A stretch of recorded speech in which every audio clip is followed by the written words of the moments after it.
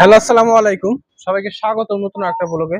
চলে আসলাম আমি মোহাম্মদ মামুনুর রশিদ মোহাম্মদ আপনাদের মাঝে ডিসকভার 125 সিসির একটি বাইক নিয়ে। বাইকটি শোরুম পেপারস অবস্থায় আছে।